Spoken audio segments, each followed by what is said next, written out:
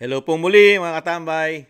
Ito na naman po, nagbabalik naman po inyong katambay para po magkomento po sa inyo. Samahan niyo po muli si Katambay Manong po dito po sa Tambayang Makabayan. Bago po tayo mag-umpisa, magandang araw po muna, tanghali, hapon, gabi, madaling araw po sa ating lahat mga katambay. Sana po'y maingatan po tayo. Ito po mga katambay, komentuhan na po natin ito. Kaya kahit medyo late na, pero napakaganda po pag-usapan. Lalo po rito sa talagang napakatindi pong issue po nito. Lalo meron po yata itong malaking korupsyon, lalo po itong issue sa flood control mga katambay na proyekto po ng Bagong Pilipinas na ipinagmalaki po ito noong nakaraang SONA, di ba?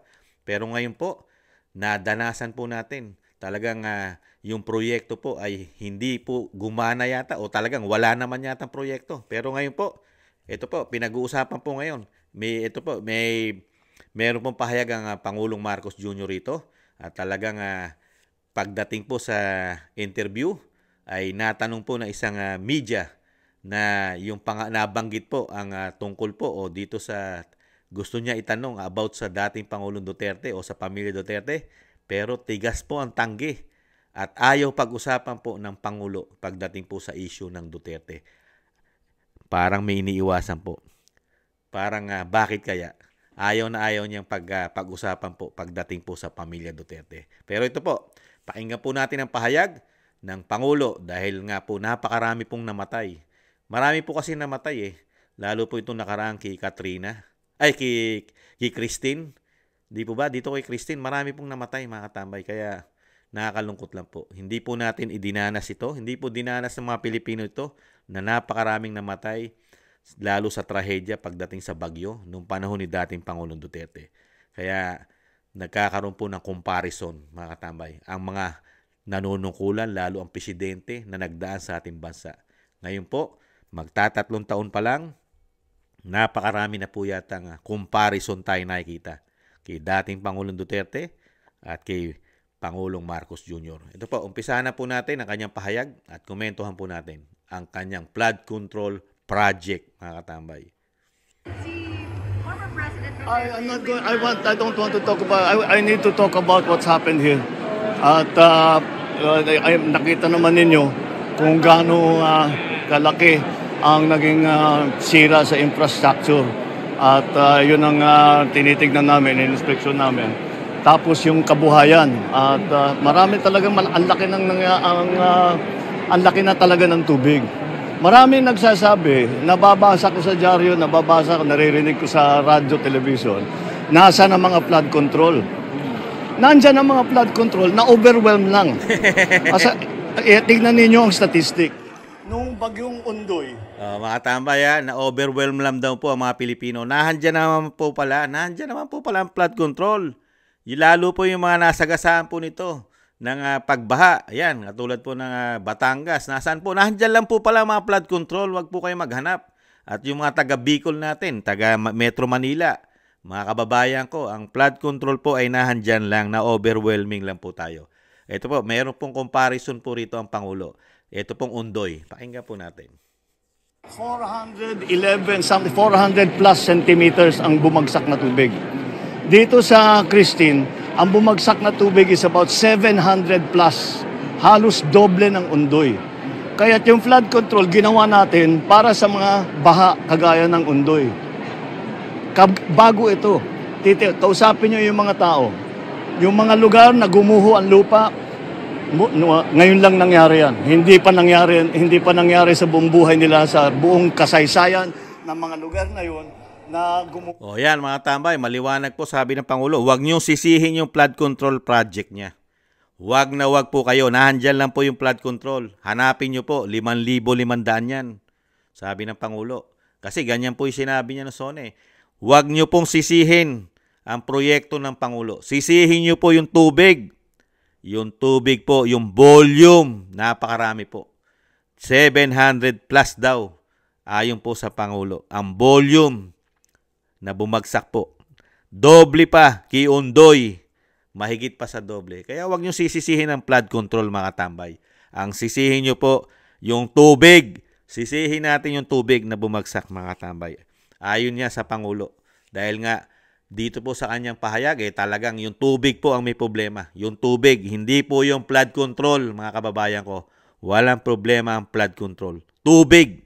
Napakarami pong binagsak ni Christine na tubig, mga katambay. Pakinggan pa natin. Napakaganda po ng Pangulo. Talagang sa dami ng katwiran, hindi po maubusan ng katwiran at palusot ang Pangulo yata ng bansa. Di umano. Ang lupa dahil napakalaki ng tubig. Tapos yung mga nabaha, ganun din. Bumabaha siguro dati, pero hindi ganito kalaki. Nagbago talaga ang panahon. Kaya yung climate change na aming pinag-uusapan ay talagang naging nakikita na natin. Hindi na kailangan. Ayan, mga tambay, talagang walang problema ang bagong Pilipinas. Climate change, nababago na po ang panahon. Nababago na po. Kaya po dito po sa nangyayari po sa ating bansa, lalo yung issue sa flood control project ng government na pinagmalaki po ng Pangulong Marcos. Wala pong issue yan. Ang naging problema lang daw po ayon sa Pangulong Marcos, napakaraming volume. Nababago pa ang climate change. Nababago po. Kaya wala pong kapalpakang ginawa po ang administrasyon. Wala po. Pati yung paggastos po ng 1.4 billion a day, hindi bababa, di umano. Walang problema. Nagastos po yan.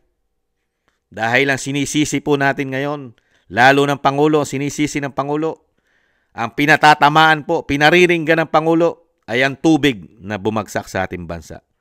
At ang climate change, hindi nagka-problema po ang flood control.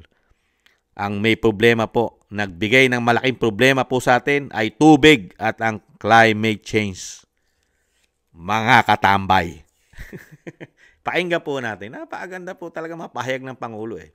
Paliwanag dahil unfortunately, nararamdaman na talaga natin na sarili natin. Hindi na natin kailangan basahin pa yung mga report o study ng mga scientifico. Alam na natin kung gaano kabig. Hindi na po kailangan yung pag-aaral, scientifico, mga nagsusuyuri, mga scientifico. Hindi na kailangan yan ng Pangulo. Alam na natin ang nangyayari dahil nababago na po ang climate change. Alam na. At syempre po, alam na rin ng Pangulo na iba na po ang tubig na bumabagsak sa bansa, sa Pilipinas. Mas malaki na po. Alam na po. Hindi na kailangan ng pag-aaral, pagsusuri dyan. Kaya po, ang Pangulo po ay paniwalaan po ng mga Pilipino. Maniwala po tayo sa Pangulo, mga katambay. Napakaganda po ng mga katwiran, palusot ng Pangulo, mga katambay. Dito po sa bilyon-bilyon na ginastos po ng taxpayer. Wala po yan. Yan po ay dahil sa tubig at climate change, mga katambay. Tingnan pa natin, mga katambay. Napakarami pong, napakasarap pong pag-usapan talaga ang Pangulo. Basta magaling ang Pangulo ng bansa, talagang mapag-uusapan talaga. Pag napakagaling. Ang magiging epekto ng climate change. Kaya hindi bale ba sa tulong lang tayo ng tulong. Wala kong imbestigahan yung mga flood control projects, bubusisiin daw sa budget yung mga flood control. Oo, sige. Because of what's been happening. Wala akong problem. But also they have to realize there are two sides to this. Sinasabi yung flood control, talagang nang-overwhelm ang flood control natin. May flood control tayo. Yan. Wala palang problema. Pag-iimbestigahan. Iimbestigahan daw po. Sino kaya mag-iimbestiga? Sila rin ang magkakasama. Sila rin ang gumagamit ng... Sila rin gumagawa ng pondo. Sila rin ang gumagastos. Sila rin ang may proyekto. Sino kaya mag-iimbestiga? Okay lang sa Pangulo eh. Kasi sila rin mag-iimbestiga. Hindi ba nilulukot, ginagago lang at ginagawang tanga mga Pilipino? Paimbestigahan mo isang proyekto na pakpalpak at isisisi mo sa climate change at isisisi mo sa dami ng volume na bumabagsak sa bansa. Tapos mag-iimbestiga ngayon dito sa sinasabing palpak daw pero hindi naman palpak ayon sa Pangulo. Ang mag-iimbestiga, yun ding grupo na sila rin ang kasama ro sa proyekto ng flood control. Ang mga congressman, mga senador, unbelievable. Di ba? Ibang klase. At least, payag naman ang presidente. Kaya lang, ano pa mangyayari dito? Di po ba? Moro-moro lang. Moro-moro lang di umano to. Para lang masabing may investigasyon, kuno. Di ba? Di umano. Hindi talaga kaya dahil sa buong kasaysayan ng Pilipinas, wala pang ganito. Ngayon lang natin haharapin ito. Kaya Sa buong kasaysayan ng Pilipinas, mga tambay, parang niloloko yata tayo ng Pangulo sa buong kasaysayan. Ha? Buong kasaysayan ng Pilipinas, ngayon daw lang po nangyari ang ganitong kalaking trahedya. Lalo ang climate change at pagbagsak daw po ng tubig, mga katambay. Ganito lang ang dilubyo nangyari sa ating bansa.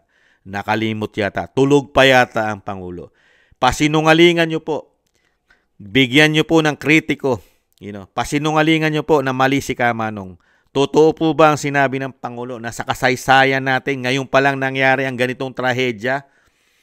Ang pinakamalaking trahedya, lalo ang pagbigay po ng kalikasan ng napakaraming tubig ayon sa Pangulo. At ang climate change, ang pagbabago, ito lang ang nangyaring napakalaking trahedya. Totoo po ba ito? According po sa paniniwala ng inyong lingkod, parang hindi totoo. Parang ginagawa lang, komento na inyong lingkod, parang niluloko lang tayo ng Pangulo. Ano po ba? Mas malaki po ba ang nangyari ngayon kay Christine kaysa sa nangyaring dilubyo? Di ba? Kay Yolanda. At kay Undoy. Kay Yolanda. Ano po sa tingin nyo, Mr. President? Tatalunin po ba ni Christine ang dilubyong dinanas po ng Yolanda sa Leyte, sa Tacloban, Mr. President? Halos buong mundo nagbigay ng sympathy sa Yolanda. Buong mundo. Tulog po ba kayo? Para lang po yata mapagtakpan ang inyong proyektong 5,500 flood control at marami pa kayong pinangako na gagawin pa. Di po ba? Pero dinadaan nyo lang po ang alibay para hindi po masabing kayo sinisisi at hinahanap ng taong bayan ang bilyong-bilyong piso na inyong proyekto. Saan nyo po dinala? Sa napakagandang statement na binibigay nyo po yata sa amin. Saan nyo po dinadala? Sa volume na tubig. At saan po? Sa climate change. At dinadala nyo pa rin kami sa isang pambobola yata. Binobola nyo po yata kami na ngayon lang tayo nakaranas ng trahedyang ganyang kalaki sa ating bansa. Impossible dream. Di ba mga tama? Ibang klase ating Pangulo. Mukhang sinasabi ng mga Pilipino, hindi kaya bangag di umano ng ating Pangulo. At hindi alam ang history ng ating bansa. Hindi kaya nakatira daw di umano't bangag pa. Di umano ang Pangulo. Isang presidente ng bansa, hindi alam yata nangyayaring history sa kalamidad ng ating bansa, mga katamay. Hindi maituturing na pinakamabigat na trahedya ang nangyari dito kay Catherine. Dito kay Christine. Di po ba? Hindi ito. Hindi po namatay ng daan-daan libo. Daan-libo po ang namatay sa Tacloban. Dito po, namatay po ba rito? Daan-libo?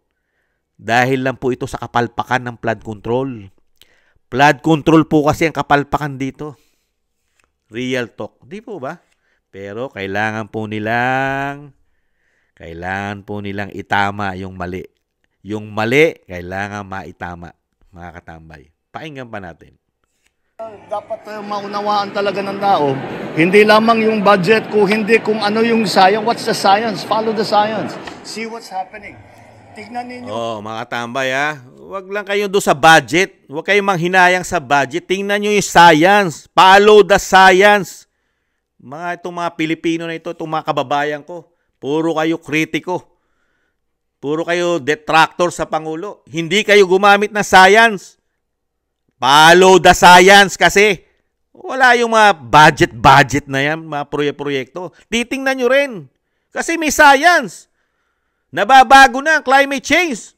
Gumamit kayo ng science. Huwag nyo tingnan kung nauubos ang pera o nagkakautang-utang tayo, nababaon tayo sa utang.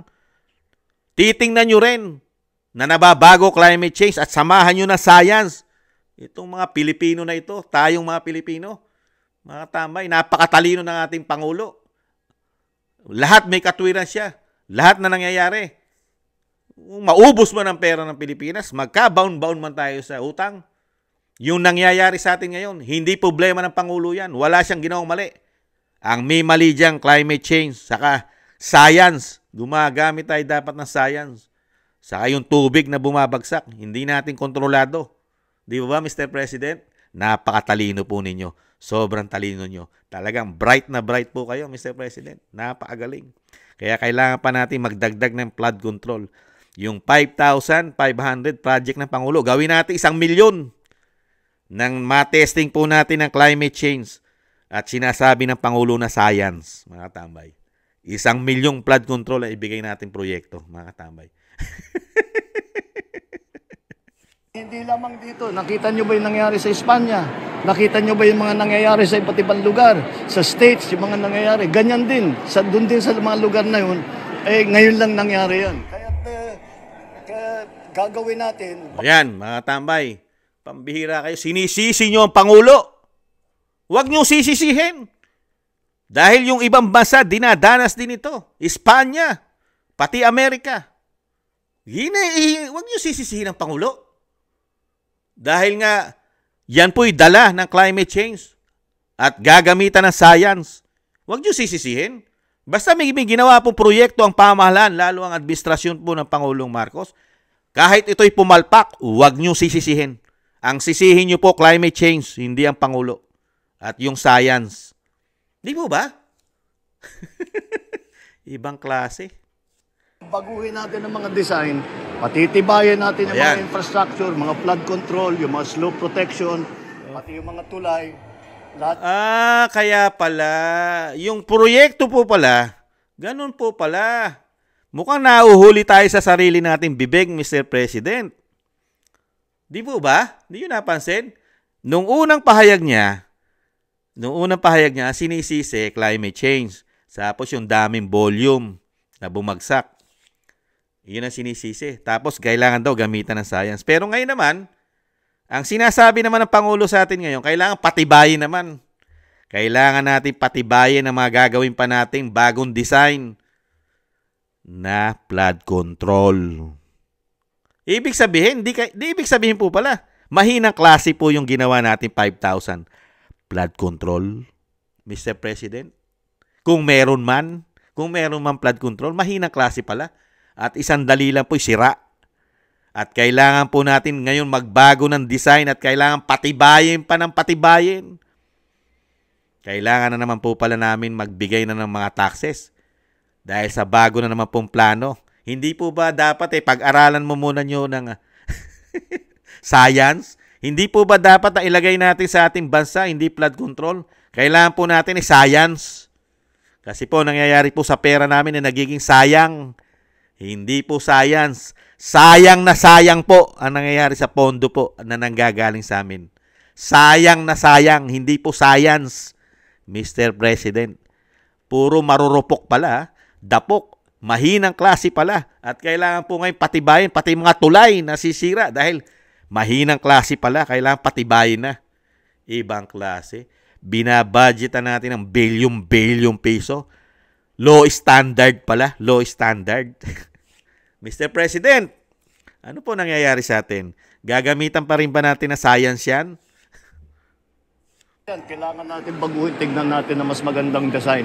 Para... Is it time na i-order ang DNR to review or mag-implement muna ng moratorium sa mga development? Kasi yung isang reason bakit binabaha is yung mga development natin. Well, that's always been a problem, but it's not been as severe as it is now. And again, it's climate change. It's something that never happened before. And it is something that we have to Oh, tinan mo. May climate change Talagang napakahinang umintindi na itong mga mainstream media. Pinaliliwanag na sa inyo ng presidente natin. May climate change. Lahat na nangyayari sa ating bansa, dala ng climate change yan. Nababago.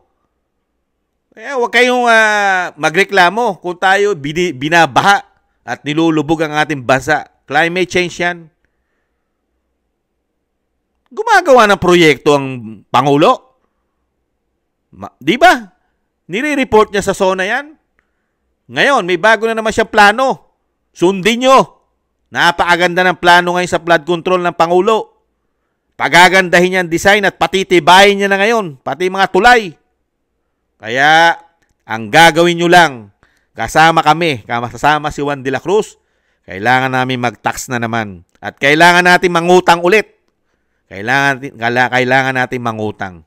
Dahil patitibayin na yan lahat. Dahil nga, ipanlalaban natin sa climate change yan.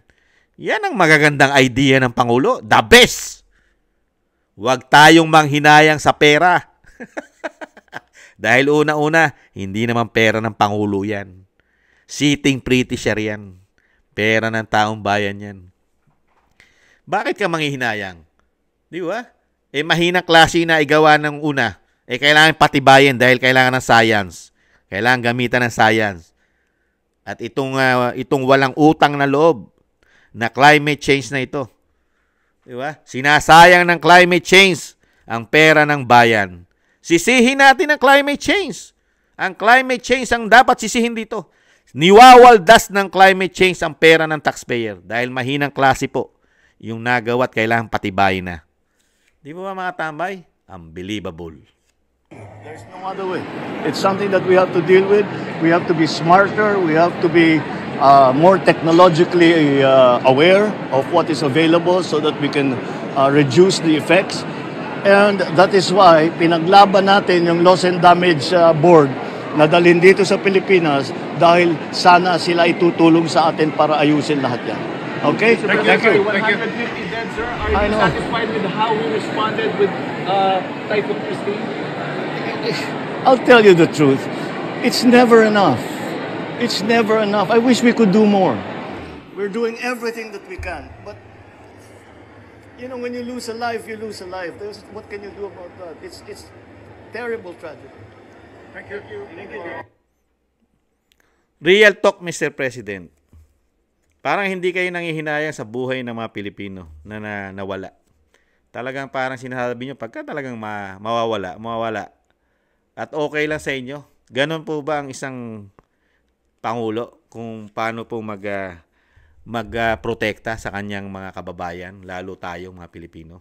Hindi po ba dapat ang protection maagap? Di ba? Daig ng maagap ang masipag. Di ba? Di ba mga kababayan ko? Ganyan po ba kaagap ang Pangulo pagdating sa mga ganito? Di ba? Sinisisi mo sa climate change, sa bulto-bultong pagbaha, tubig, at sa mahinang klase ng iyong flood control dahil kailangan patibayin. Tapos ngayon, ano lang po ang ginagawa mo pong solusyon? Yan, tulungan po sa pagkain, ayuda. Dapat po hindi nagkaganito ito sa totoo lang, real talk. Komento na inyong likod. Kung hindi lang po kayo naging pabaya po kasi kayo, Mr. President, komento na inyong likod. Dahil nakita po namin kay dating Pangulo, Rodrigo Duterte, kung paano po siya tumutok. Napakaagap niya po. Maagap na masipag ang dating Pangulong Duterte. Naka-hands-on.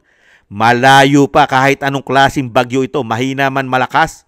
Sa panahon ni dating Pangulong Duterte, nakatutok na po lahat. Lahat ng ahensya gumagana. Di po ba? At walang ganong namatay. At hindi kailanman sinisi ni dating Pangulong Duterte ang climate change. At ang tubig na bumabagsak sa Pilipinas. Dahil alam natin mga Pilipino ang ating bansa, hindi pa tao ang dating Pangulong Duterte, ay talagang immune na ang ating bansa sa pagbagyo, lindol, pagbaha, at pagputok ng bulkan. Lahat ng klase ng dilubyo nararanasan nating bansa. Kayo lang po ang naninisi. Sinisi nyo po. Kayo pa lang po ang presidenteng narinigan ko na nanisi sa tubig at climate change. Yung po ba ang solusyon? Di po ba? Kasi nasa inyo po ang pagkukulang, Mr. President. Nasa inyo po ang asset. Lahat po nasa inyo. Pati po ang pag-asa natin. Kaya nyong kontrolin. Kaya nyong kumuha lahat ng update. Kung kayo po'y maagap.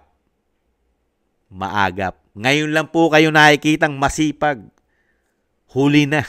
Nangyari na. Ngayon, marami na po kayong sinisisi.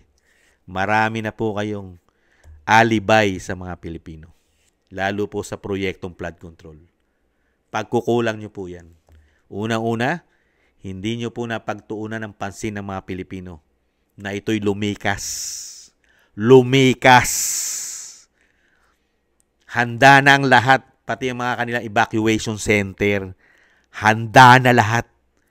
Pagkain, tubig, tulugan, lahat ng pangangailangan. Ganun kasi ang ginagawa ni dating Pangulong Duterte. Preparado na. Lahat. Kaya less ang namamatay, hindi katulad ngayon. Parang hindi alam ang gagawin.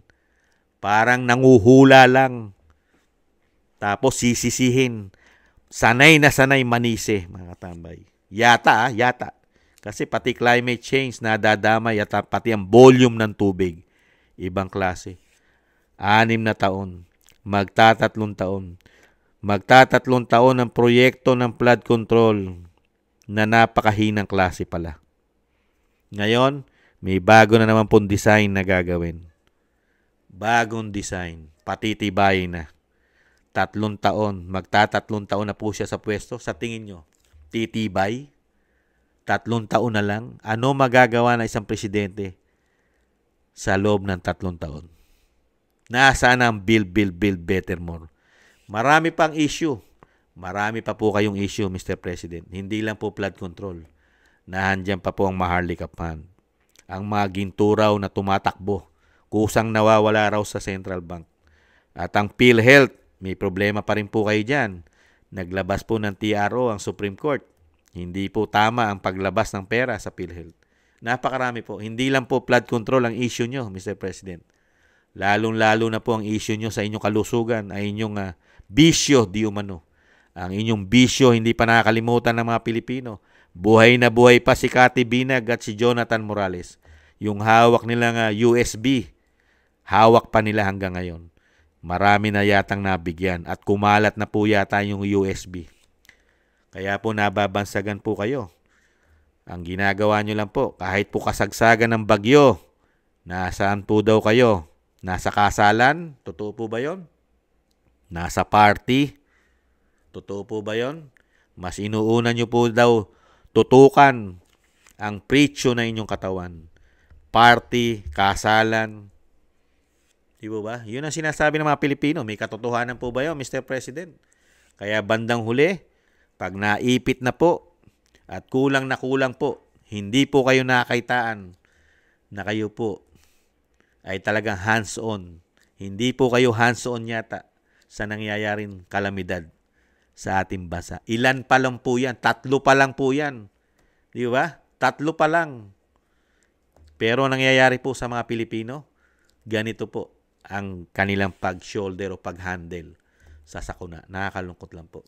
Tapos meron tayong mababalitaan. Ganito po ang statement ng isang Pangulo, mga tambay, na wag nyo siyang sisisihin. Ganun ang lumalabas eh. Hindi nyo ako masisisi rito sa nangyaring trahedya sa ating bansa, sa mga kalamidad. Hindi nyo ako masisisi. Parang ganun ang logic eh. Ang sisisihin natin, unang-una, yung laki ng volume ng tubig. Pangalawa, climate change. At syempre, kailangan pa, tinuruan pa tayo ng Pangulo na mag-aral. Aralin natin ang science na nababago na po ang climate change ng ating bansa. Unbelievable. Talagang dapat po. Dapat po pala talaga. Dapat pang mag-aral ng mga Pilipino para po sumunod po sa mga paniniwala ng Pangulo. Kailangan natin mag-aral, mga katambay, para po mapaniwalaan natin lahat ng sinasabi ng Pangulo. Ganun po ba, Mr. President? Nakakalungkot. Ay, nako, bayan kong mahal. Ano nangyayari sa atin? Muli po, si Katambay Manong, maraming salamat po sa nakagusto po ng ating Tambayang Makabayan sa YouTube at TikTok. At thank you rin po sa mga nagla-like, share, subscribe, and comment. Maraming salamat po, mga tambay. Ingatan nawa po sa muli. Nakakalungkot man. Paalam. Bye-bye.